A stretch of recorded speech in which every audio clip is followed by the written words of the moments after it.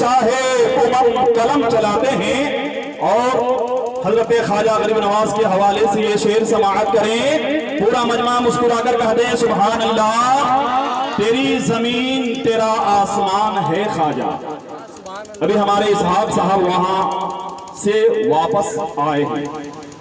تیری زمین تیرا آسمان ہے خواجہ, اسی لیے تو بھارت مہان ہے خواجہ. تیری زمین تیرا آسمان ہے خواجہ, اسی لیے تو بھارت مہان ہے خواجہ. غریبی اس لیے دامن میں لے کے بیٹھا ہوں, سنا ہے تم کو غریبوں سے پیار ہے خواجہ. سنا ہے تم کو غریبوں سے پیار ہے خواجہ. حضرات, وقت کی قلت دامنگیر ہے, اس لیے بلا تاخیر مفکر قوم ملت شہزادہ حضور صدر العلماء حضرت علامہ مفتی فضیل اشرف نعیمی صاحب قبلہ مائک پہ تشریف لا رہے ہیں. آئیے ہم اور آپ بلند آواز سے آنے والے خطیب کا استقبال نعرہ تکبیر اور نعرہ رسالت کے ساتھ کر لیں. نعرہ تکبیر, ذرا بلند آواز سے بابو لوگ. نعرہ تکبیر, نعرہ رسالت.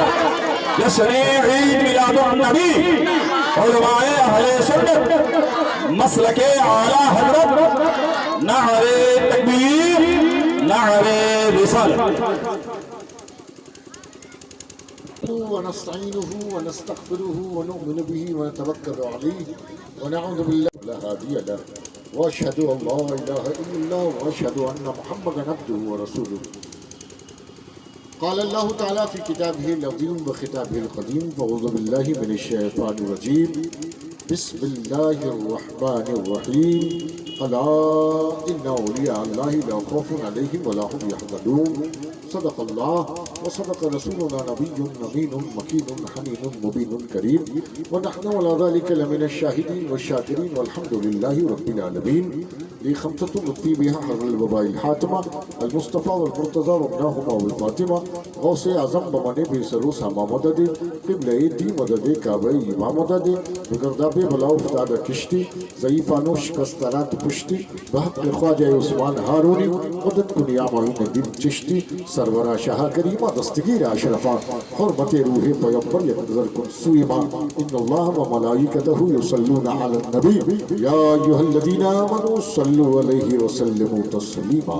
اللہم صلی علی سیدنا شفیعنا حبیبنا مولانا محمد الماجد الجود والکرم منبع علم والحکم بارک وسلم. صلاة والسلام علیک یا رسول اللہ یا حبیب اللہ صلی اللہ تعالی علیہ وآلہ وسلم.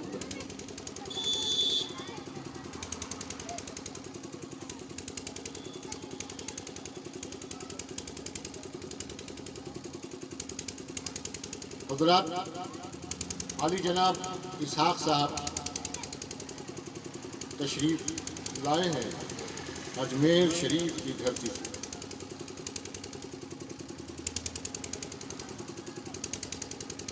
یقیناً ہم اور آپ اچھی طرح اس بات کو جانتے ہیں کہ جو کام خدا کرتا ہے وہی خدا کے دوست کرتے ہیں. جو چیز خدا کو پسند ہے وہی خدا کے دوست کو بھی پسند ہے. جو بات خدا کہتا ہے وہی بات خدا کا دوست کہتا ہے. محبت کا یہی تقاضا ہے, عشق کا یہی مطالبہ ہے. چاہت اسی بات کی طرف لے جاتی ہے. یقیناً اسی نقطۂ نظر پر ہم اہل سنت والجماعت کا یہ عقیدہ ہے کہ خدا کا جو دوست ہوتا ہے وہ خدا نہیں ہوتا, لیکن ہاں وہ خدا سے جدا نہیں ہوتا. وہ خدا سے جدا نہیں ہوتا. گفت اللہ بود گرچہ از حلقوم عبداللہ بود. بات خدا کی ہوتی ہے, کہنے والا بندے خدا ہوتا ہے, اس لیے ہم دیکھا کرتے ہیں کہ جو دعائیں ہمارے دروازے پر قبول نہیں ہوتی، خدا کے بندوں کے دروازے پہ جاتے ہیں تو وہاں قبول ہو جاتی ہیں۔ حضرات محترم، یہ بھی بڑے نصیب کی بات ہے کہ جسے رب بلا لے وہی جائے گا۔ یہ بھرے ہوئے جہان میں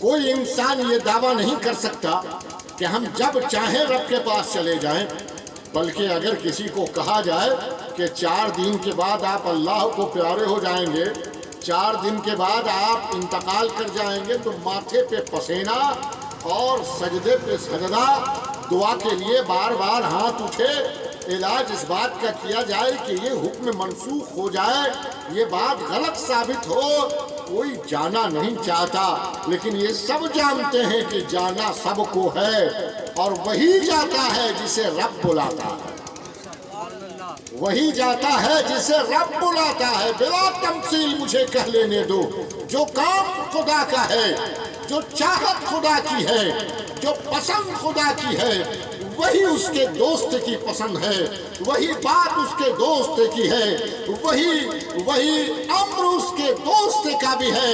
یقیناً خدا جسے چاہتا ہے اپنے پاس بلاتا ہے اور اپنے جوار رحمت تک پہنچا دیتا ہے، اور جب خدا کا دوست چاہتا ہے تو جسے چاہتا ہے اسے بلاتا ہے اور مرادوں سے اس کے دامن کو بھر دیتا ہے۔ بہت مشہور شعر سنا ہوگا آپ نے، کہا کرتے ہیں کہ ارادے لاکھ بنتے ہیں اور بن کر ٹوٹ جاتے ہیں، وہی اجمیر جاتے ہیں جسے خواجہ بلاتے ہیں، وہی اجمیر جاتے ہیں جسے خواجہ بلاتے ہیں، اور وہ خوش نصیب لوگ ہیں جو اجمیر جاتے ہیں اور وہاں سے مرادیں لے کر آتے ہیں۔ یقیناً کسی نے کیا خوب کہا ہے کہ ہم پیادے ہیں وزیروں میں گنے جاتے ہیں، ہم پیادے ہیں وزیروں میں گنے جاتے ہیں، چشتیہ در کے فقیروں میں گنے جاتے ہیں، ہم پیادے ہیں وزیروں میں گنے جاتے ہیں، چشتیہ در کے فقیروں میں گنے جاتے ہیں، اور جب سے خواجہ نے عنایت کی نظر ڈالی ہے، کانچ کے ٹکڑے ہیں ہیروں میں گنے جاتے ہیں، کانچ کے ٹکڑے ہیں، کانچ کے ٹکڑے ہیں ہیروں میں گنے جاتے ہیں، کانچ کے ٹکڑے ہیں ہیروں میں گنے جاتے ہیں۔ حضرات محترم، خوش نصیب لوگ ہیں جو خواجہ کی بارگاہ میں جاتے ہیں اور مرادیں پاتے ہیں، لیکن سب چلا جائے یہ ضروری نہیں، توجہ آپ کی، سب چلا جائے یہ ضروری نہیں، اور سب جا کے اپنی مرادیں لے کے آئے یہ ضروری نہیں، کیونکہ مراد پانے کے لیے دل کا مرید ہونا ضروری ہے، مراد پانے کے لیے دل کا مرید ہونا ضروری ہے۔ اگر دل میں پیر لے کے جائے گا تو پہنچ تو جائے گا، روزے کو دیکھ تو لے گا، قربت بھی مل جائے گی، سب کچھ دیکھ لے گا، لیکن مراد نہیں پائے گا، کیونکہ مراد پانے کے لیے دل کا مرید ہونا بہت ضروری ہے، ان کی محبتوں کا اسیر ہونا بہت ضروری ہے۔ حضرات محترم، اب آپ کہیں گے کہ حضرت ایسا کیسے ہو سکتا ہے، خواجہ تو بڑے مہان ہیں، ہندوستان کے راجہ ہیں، وہ جو جاتا ہے سب پاتا ہے، اپنا جائے تب بھی، بیگانہ جائے تب بھی، مانوتا جاتی کا جائے تب بھی، اور اگر کوئی حیوان چلا جائے تب بھی پاتا ہے۔ اللہ اللہ، وہ دینے والے ہیں، اور وہ جو دیتے ہیں تو اپنے خزانے سے نہیں دیتے، رب کے خزانے سے دیتے ہیں، رب کے خزانے سے دیتے ہیں۔ تو میں کہوں گا، کیونکہ ہم بریلی شریف والے ہیں، اعلیٰ حضرت عظیم برکت علیہ رحمت الرضوان پر ہماری جانیں قربان ہے، انہوں نے ہمیں عقیدہ بھی دیا ہے، شریعت میں چلنے کا طریقہ بھی دیا ہے، انہوں نے ہمیں اکڑ کر نہیں بلکہ سنبھل کر جینے کا قرینہ دیا، اور بتا دیا کہ ہم سب کچھ برداشت کر سکتے ہیں، نبی کی شان میں توہین برداشت نہیں کر سکتے، ہم کبھی بھی ایمان کا سودا نہیں کر سکتے. ہم شان سے جئیں گے, شان کے ساتھ اس دنیا سے جائیں گے کہ جب جئیں تو لوگ کہیں دیوانہ مصطفیٰ جی رہا ہے, اور مریں تو لوگ کہیں دیوانہ مصطفیٰ جا رہا ہے. اعلیٰ حضرت عظیم البرکت علی رحمت الرضوان کی کتاب ہے الملفوظ. ملفوظ میں ایک واقعہ ہے, بڑا اہم واقعہ. آپ نے فرمایا کہ خواجہ غریب نواز کی بارگاہ میں 2 بندے چلے ہیں بہار سے. برکات نام ہے اس بندے کا, بہار بھاگلپور ضلع کا رہنے والا ہے.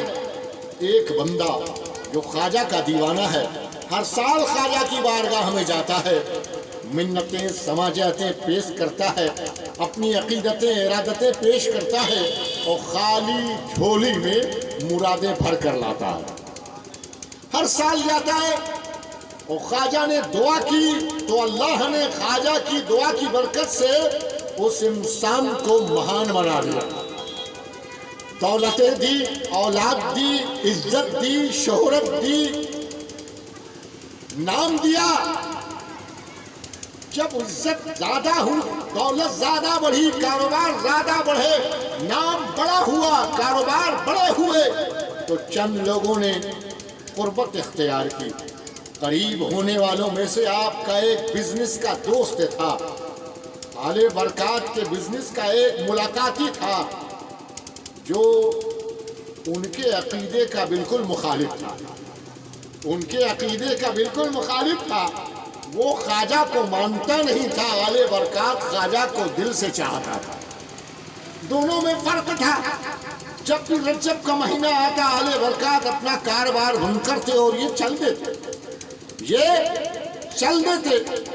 اجمیر شریف اس کا ملاقاتی پارٹنر آتا اور عرض کرتا کہ کہاں گئے ہو بھائی, کہاں گئے؟ تو پتہ چلتا یہ اجمیر جائیں. 1 سال وہ لگا رہا.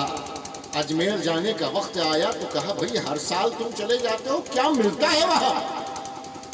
کہا میں کیسے بتاؤں کیا ملتا ہے, ایسا کرو تم میرے ساتھ چلو, دیکھ لینا کیا ملتا ہے وہاں. ہاتھ کنگن کو آر سے کیا ہے, چلو میرے ساتھ, وہیں دیکھ لینا کیا ملتا ہے. اس شخص نے کہا ٹھیک ہے, جب ایسا کہہ رہے ہو تو چلو ہم بھی چلتے ہیں. اب پہنچا ہے, دونوں ٹرین پر چڑھے, اجمیر شریف اتر گئے. دونوں ساتھ ہیں لیکن دونوں الگ الگ ہیں. دونوں الگ الگ ہیں. ایک کے دل میں خواجہ ہے اور دوسرے کے دل میں خواجہ کا بیر ہے. ایک اسیر اولیاء ہے اور دوسرا بالکل مکمل دنیا دار ہے. دونوں اترے ہیں خواجہ کی بارگاہ میں. برکات جب اترے, خواجہ کی دہلیز کو چوما, نظروں سے بلند دروازے کو چوما, آگے بڑھتے گئے, گنبد کو پیار سے دیکھا, جنتی دروازے کو چوما, پھول لیا, خوشبو لی اور حسب استطاعت شیرنی لی, خواجہ کی بارگاہ میں پیش کیا, فاتحہ پڑھا, مراقبہ کیا, التجائیں کی, منتیں پیش کی, مرادیں پیش کی, اور اس کے بعد بیٹھے رہے ایک کونے میں, روتے رہے اور خواجہ کا فیضان پاتے رہے. اب خواجہ نے انہیں کیا دیا اور انہوں نے خواجہ سے کیا لیا, یہ نہ ہم جانتے ہیں نہ کوئی اور جانتا ہے. دینے والا جانتا ہے, لینے والا جانتا ہے. حضرات محترم, اور دوسرا وہ ہے جو اترا ہے تو سب سے پہلے آڑی ترچھی نظریں اتار رہا ہے, چاروں طرف دیکھ رہا ہے, کمیاں ڈھونڈ رہا ہے, کبھی بھیڑ کو دیکھ رہا ہے, کبھی دائیں دیکھ رہا ہے, کبھی بائیں دیکھ رہا ہے, کبھی عمارت کو دیکھ رہا ہے, اور اس کے دل میں خیال ہو رہے ہیں کہ ایک اللہ کا ولی ہے اور اتنی لمبی چوڑی عمارت بنانے کی کیا ضرورت, یہ بلند دروازہ بنانے کی کیا ضرورت, یہ سفید گنبد بنانے کی کیا ضرورت, یہ بڑا سا دیگ بنانے کی کیا ضرورت تھی, یہ لوگوں کی بھیڑ جمع کرنے کی کیا ضرورت تھی, عورتوں کو اور مردوں کو بلانے کی کیا ضرورت تھی, یہ کیا ہو رہا ہے؟ یہ تو شرع کے خلاف ہو رہا ہے، یہ کیا ہو رہا ہے؟ یہ سنت کے خلاف ہو رہا ہے، یہ کیا ہو رہا ہے؟ اسلامی سسٹم کے خلاف ہو رہا ہے۔ اللہ اللہ، ابھی یہ ساری باتیں اس کے ذہن میں پنپ رہی تھی کہ اس نے دیکھا کہ ایک اندھا انسان ہے جس کا آدھا بدن ننگا ہے، ہاتھ میں کوڑا ہے اور خواجہ کے گنبد کے ارد گرد چکر لگا رہا ہے اور اپنی پیٹھ پہ کوڑا برسا رہا ہے اور کہہ رہا ہے اے خواجہ ہمیں 10 روپیہ دلا دے اور 1 گھنٹے کے اندر دلا دے، 10 روپے دلا دے، 1 گھنٹے کے اندر دلا دے۔ اور چاروں طرف سے گھوم رہا ہے اور اپنے پشت پہ کوڑا بھی برسا رہا ہے۔ اللہ اللہ، یہ بندہ اس بندر کو دیکھ رہا ہے۔ 10 منٹ گزرے ہیں، 20 منٹ گزرے ہیں، آدھا گھنٹہ گزر گیا ہے، اور جیسے ہی آدھا گھنٹہ گزرا دیکھنے والے کو عجب بے چینی ہوئی، گھبراہٹ ہوئی، کوفت معلوم ہوئی۔ یہ شخص آگے بڑھا، آگے بڑھ کر اس اندھے کے ہاتھ کو پکڑا اور کہا اے اندھا، تو آنکھ کا بھی اندھا ہے اور لگتا ہے تو عقل کا بھی اندھا ہے، تو خواجہ سے مانگتا ہے، خواجہ تمہیں کیا دیں گے؟ مانگنا ہے تو خدا سے مانگ، مانگنا ہے تو خدا سے مانگ، خدا دینے والا ہے، وہی سب کچھ دیتا ہے، مانگ اسی سے مانگ، مت مانگ خواجہ سے۔ اور اپنی جیب سے 10 روپے نکالا اور اس سائل اندھے کے ہاتھ میں رکھا اور کہا جو مانگنا ہے خدا سے مانگ، خواجہ سے نہ مانگ۔ کہاں سے دیں گے تمہیں؟ کہاں سے دیں گے تمہیں؟ یہ تو خود اپنے حجرے میں، اپنے روزے میں محتاج ہیں، تمہیں دیں گے کہاں سے؟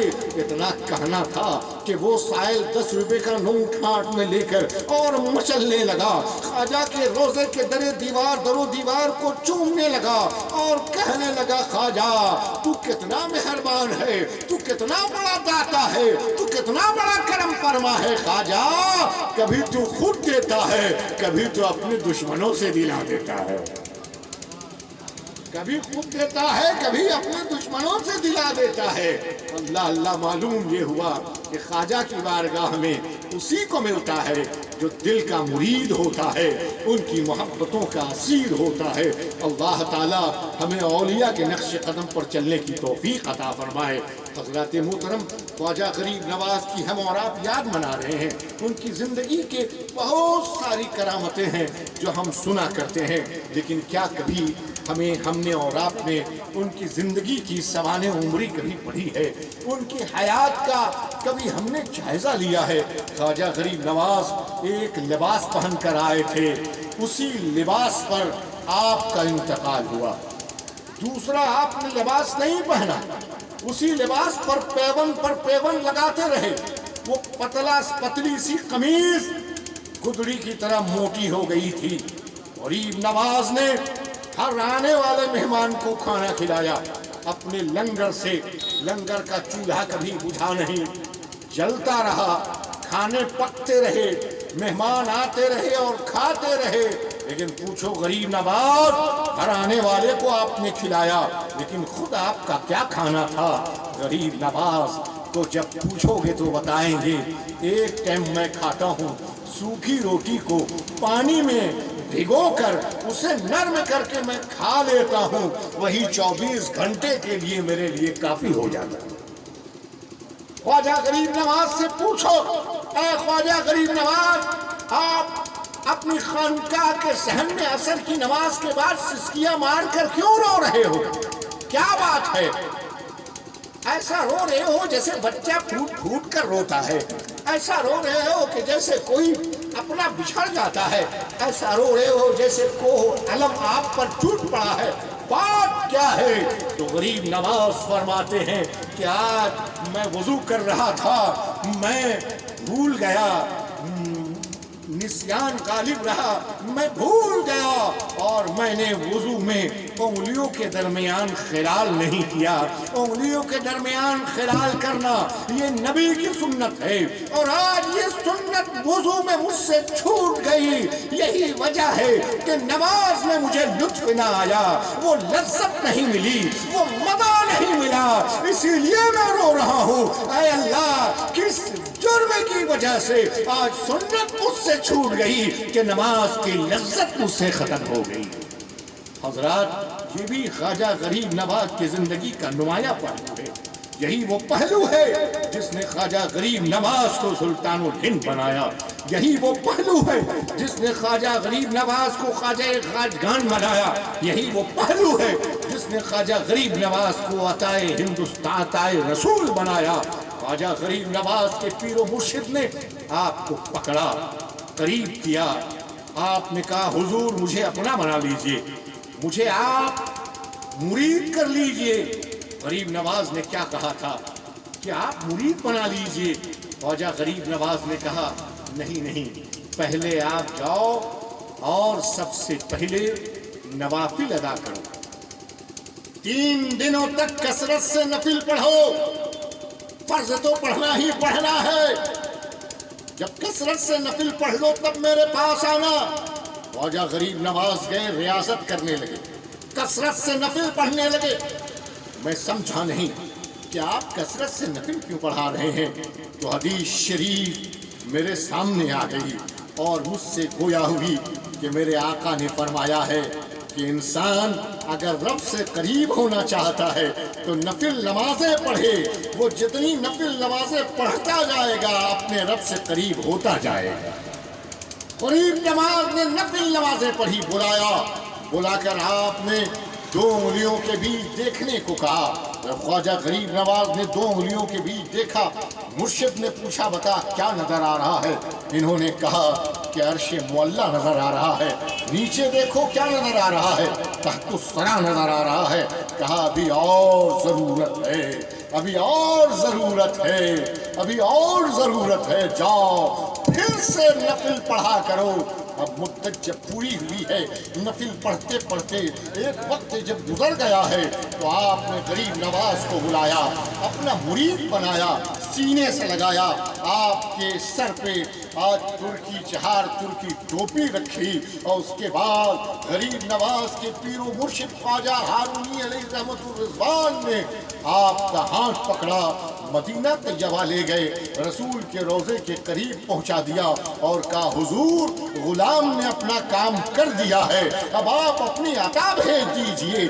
اتنا کہنا تھا اور روضے رسول سے صدا آئی ہے معین الدین ہم نے تمہیں ہندوستان عطا کر دیا ہے.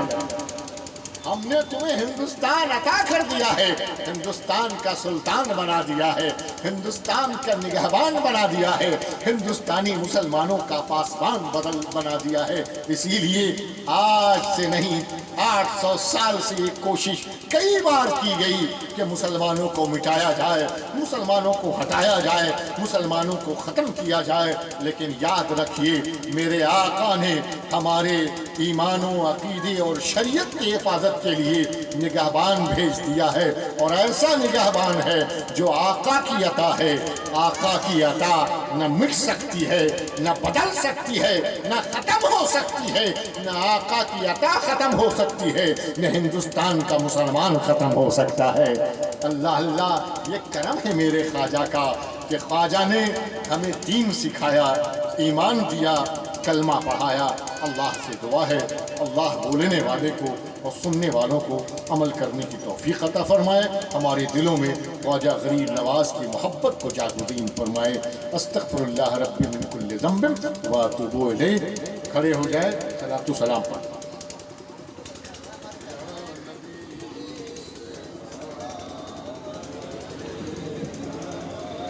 رسول سلام علیکہ یا حبیب سلام علیکہ صلوات اللہ یا حبیب یا رسول